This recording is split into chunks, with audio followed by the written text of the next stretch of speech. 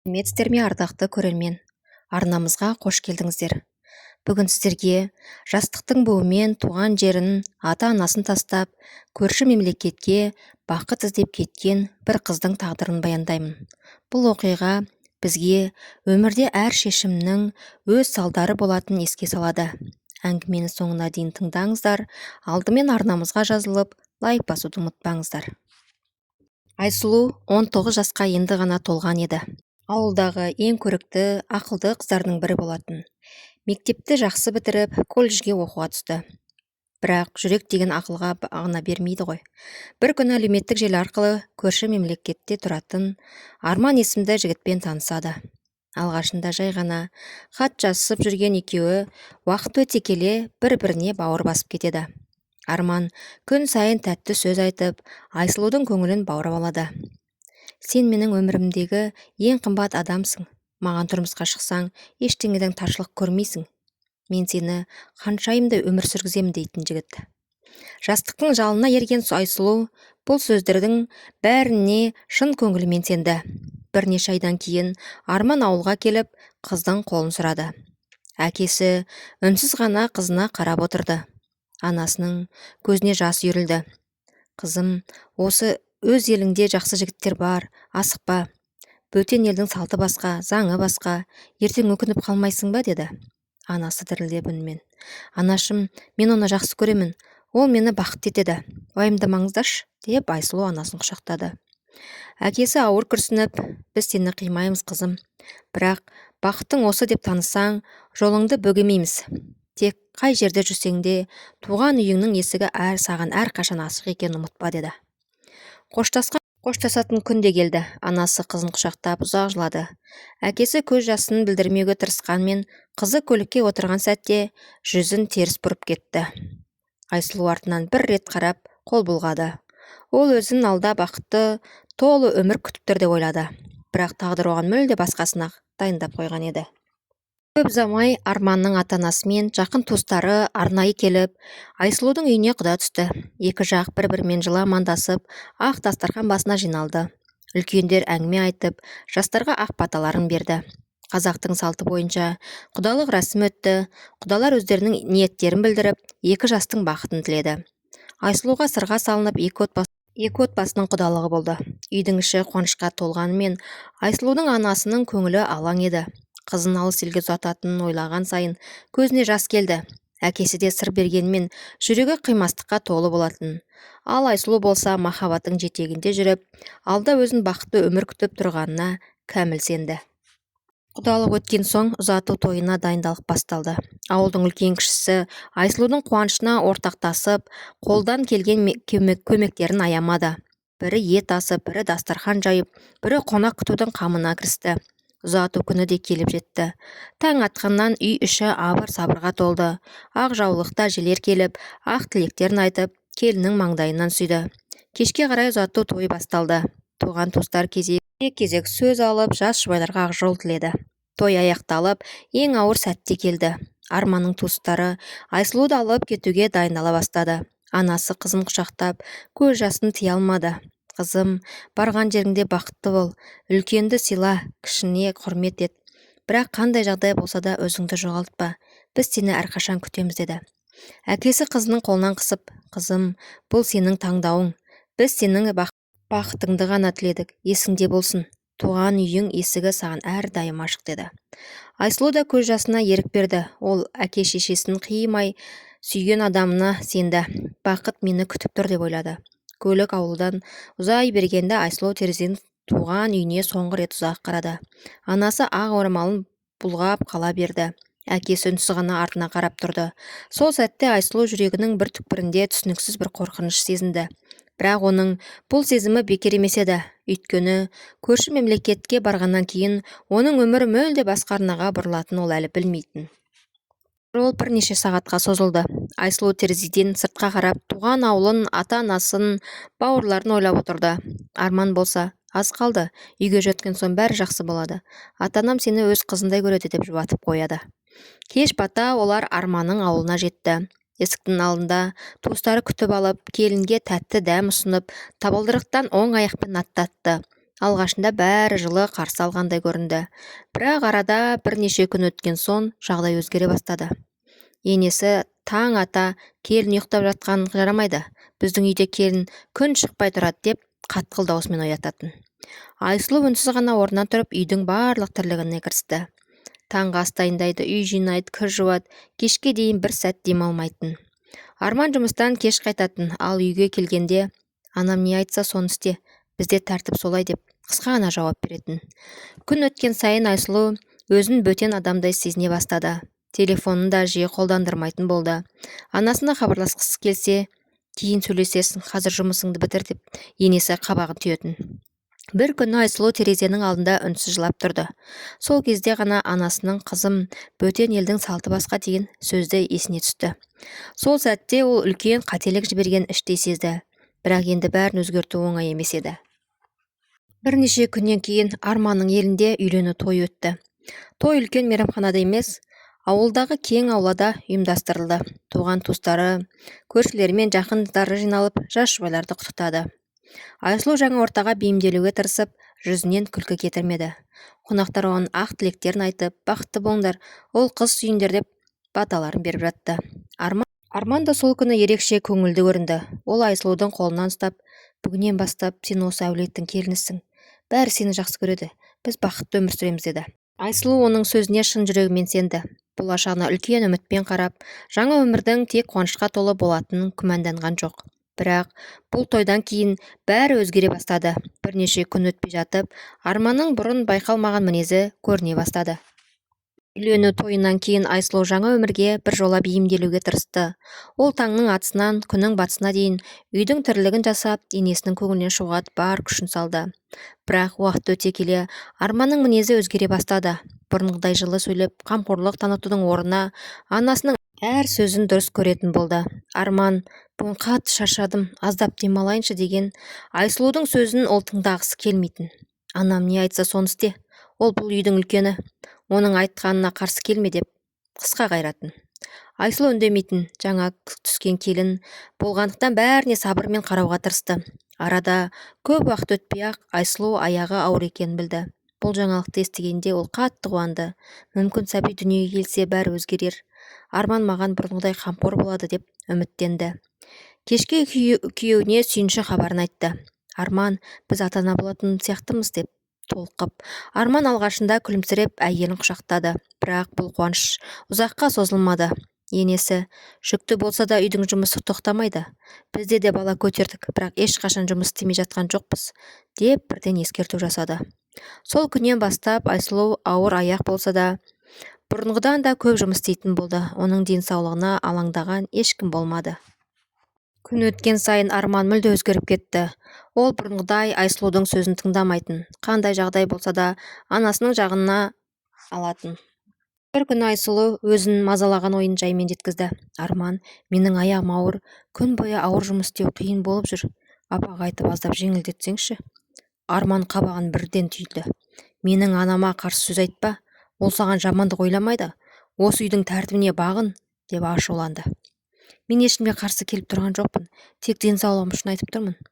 Осы сөзден кейін Арман ашуын тежей алмай Айсұлуды итеріп жіберді. Бұл оның әйеліне алғашқы рет қол көтеріп еді. Айсұлу есеңгіреп қалды. Ол күйеуінің мұндай әрекетке барады деп ешқашан ойламаған. Көзінен жас парлап, үнсіз бұрышқа барып отырды. Сол түні ол көз іле алмады.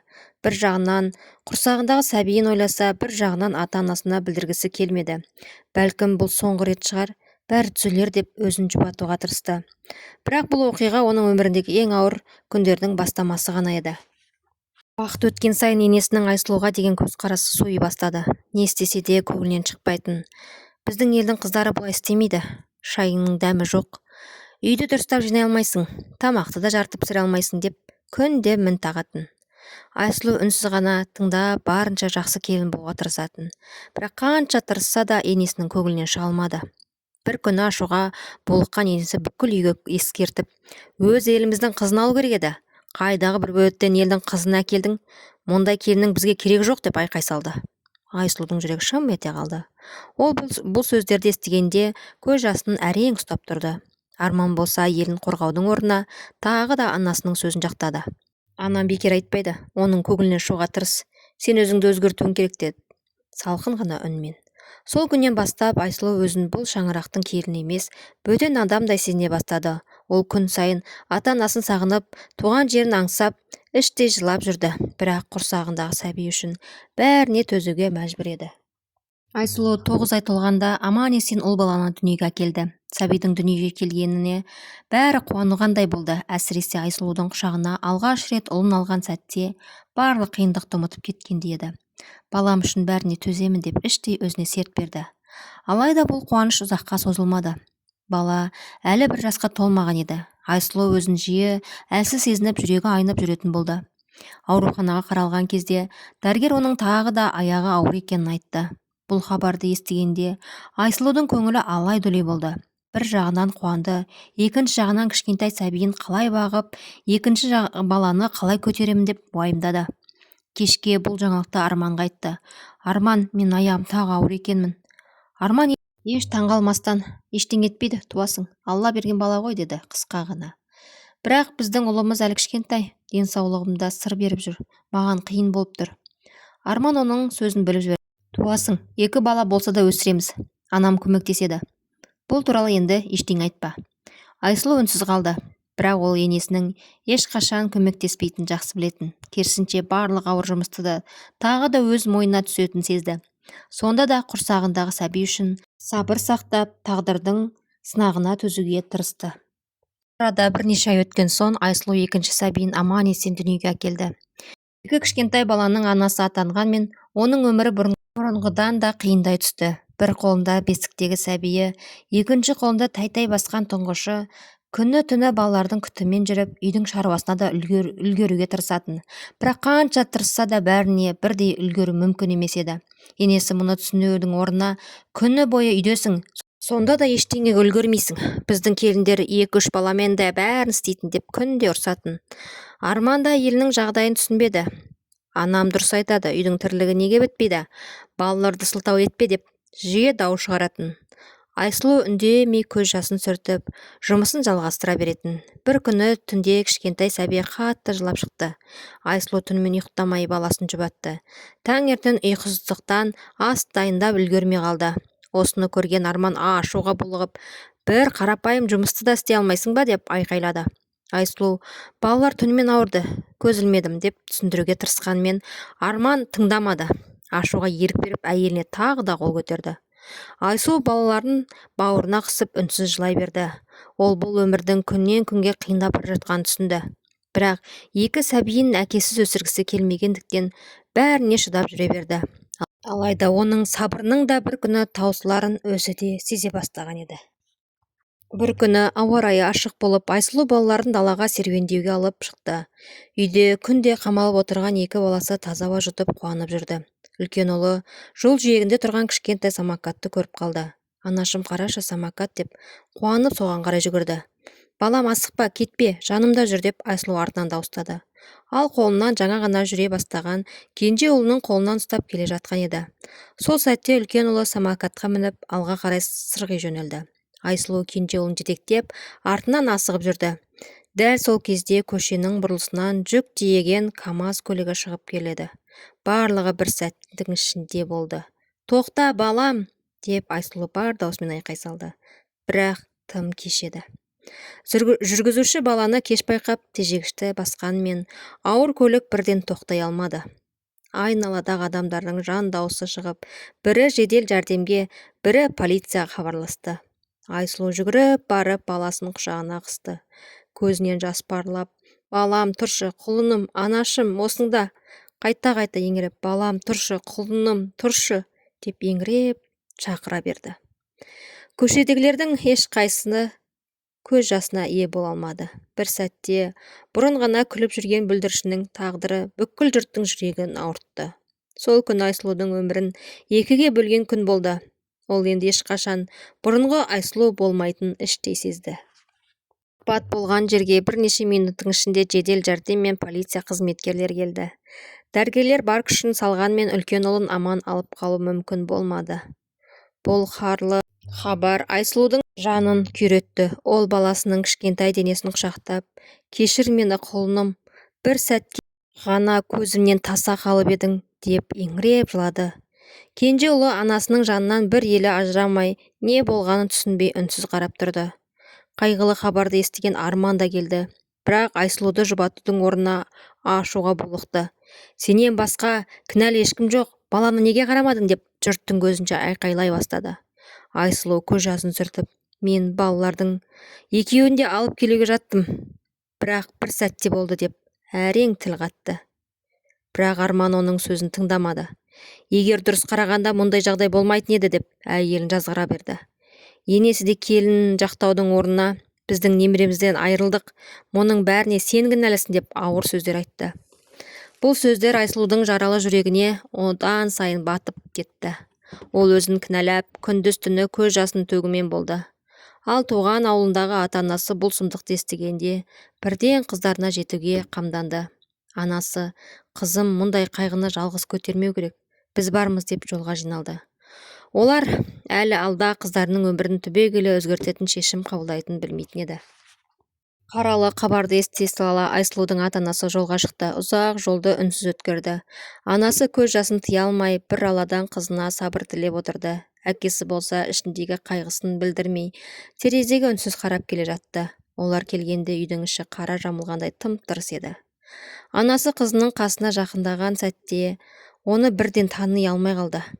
Бұрынғы жайдары жүзі нұрлы Айсұлудың орнына өңі қуарған, көзі шүңірейіп кеткен, әбден жүдеп тозған әйел отыр еді. Қызым, бұл халің не, деп анасы құшақтай алып еңіреп жылады. Сол сәтте ғана Айсұлу өзін ұстай алмай, анасының құшағына басын қойып, бар мұңын көз жасымен шығарды. Анашым, мен қатты шаршадым. Менің енді еш нәрсеге шамам жоқ, деп өксігін баса алмады. Әкесі де қызына қарап жүрегі қан жылады. Оның қолындағы көгерген іздері, жүдеп кеткен жүзін көріп, бұрыннан ішінен түйіп жүрген күдікті шындыққа айналғанын түсінді. Қызым, саған біреу қол көтере ме? Шын айт, деп әкесі сабырлы үнмен. Айсұлу үнсіз басын төмен түсірді. Жауап бермесе де, оның көз жасы бәрін айтып тұрды. Анасы қызының бетінен сипап, болды қызым, енді сен жалғыз емессің. Біз сені бұл жерде қалдырмаймыз. Қалған өміріңді қорлықпен өткізуге жол бермейміз, деді. Осы сөздерді сырттан естіп тұрған Арман мен оның анасы үйге кіріп келеді. Арманның анасы қабағы түйіп, қызыңды бізге қарсы қойып кетпеңдер. Ол осы әулеттің келіні, осы жерде қалады, деді. Бірақ бұл жол Айсұлудың әкесі орнынан баяу тұрып, нық дауыспен, мен қызымды қорлық көру үшін ұзатқан жоқпын. Оның көз жасына енді жол бермеймін. Бүгін бәрін ашық сөйлесеміз, деді. Үйдің іші бір сәтке үнсіз қалды. Алда бәрінің тағдырын өзгертетін ауыр әңгіме күтіп тұрған еді. Сол күні Айсұлудың әкесі мен анасы ешкімнің сөзіне қарамастан қыздары мен кенже немересін ертіп туған ауылына қайтатындарын айтты. Айсұлу үнсіз ғана кішкентай ұлын құшағына қысып, үйден шығып бара жатты. Оның артынан енесінің ащы сөздерін жаудырды. Бар, қайда барсаң онда бар, саған бізден орын жоқ. Артынша өз еліміздің қызын алу керек еді. Сен сияқты келінді қайдан жолықтырдық? Үйімізге келгеннен бері береке кеткендей болды. Немеремізден де айырылдық.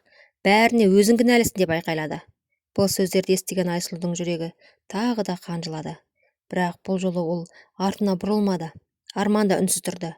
Әйелін тоқтатпады да. Анасының ауыр сөздеріне қарсы бір ауыз сөз айтпады. Сол кезде Айсұлудың әкесі артына бұрылып, жетер, қызым осы үйде қанша жыл көз жасын төкті. Енді оның тағдырын сендер шешпейсіңдер. Қалған өмірін өз баласымен бірге тыныш өткізеді, деді. Анасы қызының иығына қолын қойып, жүр қызым, үйіңе қайтайық. Енді ешкім саған ауыр сөз айтпайды, деді.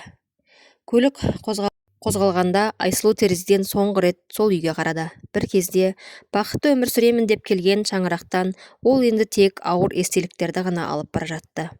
Алда оны туған үйі, ата-анасының мейірімі және жараланған жүректі қайта емдейтін жаңа өмір күтіп тұрған еді. Туған ауылына оралғанмен Айсұлудың жан жарасы жазыла қоймады. Бұрын өзіне ыстық болған үйдің өзі де оған бөтен көрінетін. Түнде көзін жұмса болды, үлкен ұлының күлкісі құлағынан елестейтін, сезілетін. Кейде шошып оянып, балам, балам, қайдасың, деп орнынан тұрып кететін. Анасы жанына келіп құшақтаса да, Айсұлудың жүрегіндегі қайғы басылар емес. Мен кінәлім, анашым. Сол күні балаларды сыртқа алып шықпағанда, ұлым аман болар еді. Мен оны қорғай алмадым, деп Күн сайын өзін жазғыратын. Анасы көз жасын сүртіп, жоқ қызым, өзіңді бұлай қинама. Бұл тағдырдың сынағы, сен қолыңнан келген бәрін жасадың деп жұбататын. Бірақ Айсұлу ешкімнің сөзін қабылдай алмады. Ол өзін кешіре алмайтын. Кенже ұлы анасын көз жасын сүртіп, анашым жыламашы деген сайын Айсұлудың жүрегі одан сайын езілетін. Кей күндері ол үлкен ұлының суретін құшағына қысып алып, сағаттап үнсіз отыратын. Егер сол күні қолымнан жібермегенімде, егер 1 минут ертерек жеткенімде деген ойлар оның санасынан кетпейтін. Ата-анасы қызының күннен күнге тұйықталып бара жатқанын көріп қатты алаңдай бастады. Олар Айсұлудың өмірге деген үмітін қайта оятудың жолын іздеді. Бірақ алда оның тағдырын мүлдем басқа арнаға бұратын күтпеген кездесу тұрғанын ешкім білмейтін. Арада бірнеше ай өтті. Айсұлу бұрынғыдай емес, ешкіммен көп сөйлеспейтін болды. Таңертең ерте тұрып, үйдің тірлігін жасап, кенже ұлын бағып жүргенмен жүзінен күлкі мүлде жоғалған еді. Бір күні анасы қызының бөлмесіне кіріп, үлкен ұлының суретін құшақтап, үнсіз жылап отырғанын көрді. Қызым, балам, өзіңді бұлай қинай берсең, екінші балаңа да қиын болады. Оның сенен басқа ешкім жоқ қой, деді анасы. Анашым, мен жақсы ана бола алмадым, баламды қорғай алмадым. Ол мені кешіре ме екен деп Айсұлу тағы да көз жасына ерік берді. Сол сәтте бөлмеге кенже ұлы жүгіріп келді. Анашым, жүріңізші, мен сізбен ойнайым деп анасын қолынан тартты. Айсұлу ona қарап отырып, ұзақ уақыттан кейін алғаш рет әлсіз ғана жымиды. Баласының жанарына өмірге деген үміт көргендей болды. Келесі күні әкесі қызына, қызым, өмір тоқтап қалмайды. Біз кеткенді қайтара алмаймыз, бірақ тірінің алдындағы жауапкершілікті ұмытпауымыз керек. Сенің мына балаңа мықты ана болуың керек, деді. Бұл сөздер Айсұлудың жүрегіне жетті. Сол күннен бастап ол біртіндеп өзгеруге бел буды. Таңертең ерте тұрып, кенже ұлын балабақшаға дайындап, өзі де ауладағы шағын тігін цехқа жұмысқа орналасты. Үйде қамап отырғаннан гөрі еңбек ету оған сәл де болса жан тыныштығын сыйлай бастады. Бірақ тағдыр Айсұлуды тағы бір күтпеген сынаққа дайындап қойған еді. Бір күні жұмысқа келе жатқанда оның телефонына бейтаныс нөмірдің қоңырау түсті. Сәлеметсіз бе, Айсұлу ханым? Мен сізге маңызды мәселе бойынша хабарласып тұрмын. Бұл арманға қатысты. Осы бір қоңырау Айсұлудың өткен өмірінің есігін қайта ашқанын ол әлі білмеген еді. Айсұлудың жүрегі дірілдеп кетті. Ол телефонды құлағына жақындатып, «Я, тыңдап тұрмын», деді. Телефонның ар жағындағы әйел өзін арман тұратын ауылдың көршісі ретінде таныстырды. Қызым, саған өтірік айтқым келмейді. Сен кеткеннен кейін Арман қатты өзгерді. Ананың қадірін енді түсініп жүрген сияқты. Бірақ бұл үшін саған хабарласып тұрған жоқпын. Онда не болды? Деді Айсұлу қобалжып. Сен кеткеннен кейін 3 ай өтпей жатып, анасы өз елдерінің бір қызын келін етіп түсірді. Өз еліміздің қызы болса, үйімізге береке келеді деп бәрін айтып жүрді. Айсұлудың жүрегі шым ете қалды, бірақ үнсіз тыңдай берді. Бірақ жаңа келген келін көп тұрмады. Енесінің мінезіне шыдамай 4 күніне кетіп қалды. Қазір Арман жалғыз, анасы қатты ауырып жатыр. Сол кезде ғана екеуі саған жасаған қателіктерін айтып өкініп жүр. Айсұлу біраз үнсіз қалды. Мұны маған не үшін айтып тұрсыз деп. Ақырын ғана. Себебі Арман сені іздеп жүр. Бірнеше рет ата-анаңа үйіне бармақ болды. Бірақ батылы жетпей қайтып кеткенін көрдім. Кешірім сұрасам, мүмкін қайтып келер деп айтып жүр. Айсұлу көзін жұмып терең дем алды. Кейбір кешірімдер бәрінен бұрынғы қалпына келтіре алмайды. Мен баламды қайтара алмаймын. Мен көрген қорлықты да ұмыта алмаймын, деді де телефоны баяу сөндірді. Терезенің алдында ұзақ тұрды. Жүрегінде кек те жоқ еді. Бірақ өткен өмірге қайта оралуға деген ниет те қалмаған болатын. Ол енді бір ғана шешім қабылдады. Қалған өмірін кенже ұлының бақыты үшін сүретін еді. Бірақ бірнеше күннен кейін Арманның өзі күтпеген жерден Айсұлудың туған үйінің алдына келетін ол әлі білмейтін. Бір күні түстен кейін үйдің алдында көлік келіп тоқтады. Терезеден қараған Айсұлу көліктен Арманның түсіп келе жатқанын көрді. Қолында кішкентай ойыншықпен бір бума гүл бар екен. Ол есікті жайлап қақты. Айсұлу, сөйлессек бола ма, деді, басын төмен түсіріп. Айсұлу үнсіз сыртқа шықты. Мен саған көп қиянат жасадым. Сені қорғай алмадым. Анамның сөзінен аса алмадым. Бәрі үшін кешірім сұраймын, деді Арман көзіне жас алып. Айсұлу біраз үнсіз тұрды. Мен саған деген өкпемді баяғыда Аллаға тапсырдым, кешірдім. Бірақ кешіру қайтадан бірге болу деген сөз емес. Арман басын көтеріп, біз қайтадан отбасы бола алмаймыз ба? Баламыз үшін, деді. Жоқ, Арман, ол өмірге мен қайта оралмаймын. Сенің қолыңнан көрген қорлығымды, жоғалтқан баламды ешқашан ұмыта алмаймын. Арман ауыр күрсінді. Анамның денсаулығы өте нашар. Ол да сені көргісі келеді, кешірім сұрағысы келеді. Айсұлудың жүзінде еш өзгеріс болмады. Оның ауырғанын естіп тұрмын, бірақ Алла шипасын берсін. Бірақ жүрегім селк еткен жоқ. Себебі мен ол үйде ауырғанда, жылағанда, қорлық көргенде ешкім маған жанашыр болған жоқ. Арман үнсіз қалды. Бірақ сен мына балаңның әкесісің. Ұлыңды көргің келсе, келіп тұруыңа қарсы емеспін. Ол әкесін тануға құқылы. Бірақ мен сенімен бірге өмір сүрмеймін. Арман көз жасын сүртіп, осының өзін де қабылдаймын, тек ұлымнан айырмашы. Ешқашан айырмаймын, бірақ менің өмірім енді басқа. Мен өткенге қайта оралмаймын, деді Айсұлу нық дауыспен. Арман үндемей басын изеді. Бұл жолы Айсұлудың шешімін өзгертпейтін түсінді. Қолындағы гүл орындыққа қойып, соңғы рет қана ұлына қарап, баяу ғана көлігіне отырып кетіп қалды. Айсұлу болса аспанға көз тастады. Жүрегінде ауыр жүк толық кетпесе де, алғаш рет өзін еркін сезінді. Енді ол өткенімен емес, болашағына қамын ойлауға бел буды. Арада 3 жыл өтті. Айсұлу өмірін қайтадан қолға алуға бел буды. Алғашында ауылдағы шағын тігін цехында қарапайым тігінші болып жұмысқа орналасты. Ол ешқашан жұмыстан қашпайтын. Тапсырылған істі уақытында әр сапалы орындайтын. Ата-анасы да қызын әрдайым қолдап жүрді. Анасы кенже немересіне қарап берсе, әкесі, қызым, сенің өмірің әлі алда, ешқашан өзіңе деген сенімді жоғалтпа деп үнемі жігер беретін. Осы қолдаудың арқасында Айсұлу жұмысқа бар ынтасымен кірісті. Аз уақыттың ішінде ұжымның құрметіне бөленді. Жұмысшылар да оны сыйлайтын болды. Бір күні цех иесі Айсұлудың кабинетке шақырды. Айсұлу, мен көптен бері сені бақылап жүрмін. Сен еңбекқор, адалсың. Адалдармен тіл табысып білесің. Сондықтан бүгіннен бастап сен осы цехтың басшысы етіп тағайындаймын, деді. Бұл сөзді естіген Айсұлу қатты қуанды. Ол өзіне артылған сенімді ақтау үшін бұрынғыдан да көп еңбек етті. Жылдар өте цехтың жұмысына жанданып, тапсырыс көбейді. Айсұлудың еңбегі арқасында шағын кәсіп үлкен ұжымға айналды.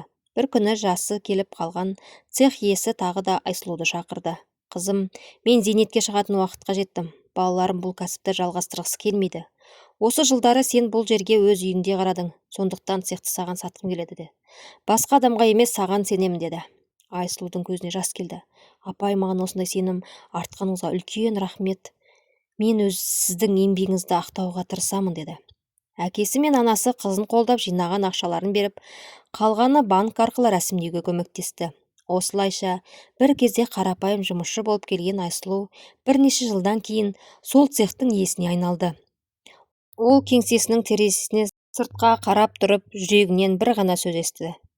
Қандай қиындық көрсем де, берілмегенім дұрыс болған екен. Сол сәтте ата-анасына қарап күлімсіреді, өйткені оның бүгінгі жетістіктерінің артында олардың шексіз мейірімі мен қолдауы тұрған еді. Жылдар өте келе Айсұлу цехтың жұмысын одан әрі дамыта түсті. Ол жаңа құрал-жабдықтар сатып алып, тәжірибелі мамандықтарды жұмысқа қабылдады. Тапсырыс күн сайын көбейіп, бұрынғы шағын цехын үлкен кәсіпорынға айналады. Біраз уақыттан кейін Айсұлу тағы бір ғимарат сатып алып, екінші тігін цехын ашты. Енді онда ондаған адам еңбек ететін. Ауылдағы көптеген әйелдер жұмыс тауып, отбасын асырауға мүмкіндік алды. Айсұлу ешқашан ата-анасының еңбегін ұмытқан емес. Бір күні әкесі мен анасын ертіп жаңа көлік сатып әперді. Әке, анашым, бүгін менің жетістігім ең алдымен сіздердің арқаларыңыз. Егер сол қиын күндері мені қолдамағаныңыздарда, мен бүгінгі дәрежеге жетпес едім. Сіздерге өмір бойы қарыздармын. Мың алғыс сіздерге, деді, көз жасын алып. Анасы қызын құшақтап, бізге байлықтың керегі жоқ, қызым. Сенің аман есен күліп жүргенің біз үшін ең үлкен бақыт, деді. Ал әкесі қызының иығына қағып, біз әрқашан сенің мықты болатыныңа сендік. Бүгін сол сеніміміз ақталды, деді мақтанышпен. Көп ұзамай Айсұлу кенже ұлының болашағын ойлап, қаладан кең әрі жарық үй сатып алды. Ұлы жақсы мектепке оқысын, сапалы білім алсын деп, жаңа өмір бастауға шешім қабылдады. Үйдің кілтін қолына алған сәтте Айсұлу терең тыныс алды. Осыдан бірнеше жыл бұрын қорлық көріп, көз жасына тұншығып жүрген келіннің бүгінде өз кәсібі, өз үйі, өз арманы бар еді. Сол кеште дастархан басында Айсұлу ата-анасына қарап, өмір мені көп сынады, бірақ бір нәрсені түсіндім. Адам ешқашан үмітін үзбеу керек екен. Мен бүгінгі бақытқа сіздердің дұғаларыңыз бен қолдауларыңыздың арқасында жеттім. ал алла сіздерге ұзақ ғұмыр берсін, мен сіздерді әрқашан мақтан тұтанамын, деді. Ата-анасының жүзіндегі қуанышты көрген Айсұлудың жүрегінде алғаш рет толық тыныштық орнағанын сезді. Енді оның бар арманы ұлын жақсы азамат етіп тәрбиелеп, өткен қайғысы емес, болашақтың бақытын бірге құру еді. Көрермен, осы оқиғадан қандай ой түйдіңіз? Айсұлудың орнында сіз болсаңыз, арманды қайта қабылдар ма едіңіз? Әлде оның шешімі дұрыс болды ма? Пікіріңізді міндетті түрде комментарийға жазыңыз. Сондай-ақ, қай қаладан немесе қай елден тыңдап отырғаныңызды да жаза кетсеңіз. Сіздердің қай өңірден көріп отырғаныңызды білу біз үшін өте қызық. Егер әңгіме ұнаса, лайк басып арнамызға жазылуды ұмытпаңыздар. Келесі әсерлі оқиғаларда кездескенше аман сау болыңыздар.